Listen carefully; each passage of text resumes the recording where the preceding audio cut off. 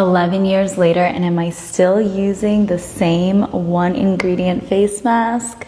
Absolutely. And all you're gonna need is an egg. Separate out the yolk because all we're gonna need is the whites. Froth her up till she looks a little soapy, and go ahead and just apply it all over your face. For aging skin, egg whites help tighten and firm your skin. For those that have larger pores, egg white is amazing for closing out those pores and getting rid of buildup if you have acne prone skin. And if your skin is oily, this is going to perfectly pull the oil out of your pores, leaving you with balanced, beautiful, bright skin. For those that have dry skin like me, it's an incredible moisturizing agent. This is gonna take about 10 to 15 minutes to dry. Once it's dried, it's gonna be super tight on my skin, and then I'm gonna wash it off with warm water. Can we just look at this? I mean, there is a reason why I've been using this mask for the last 11 years.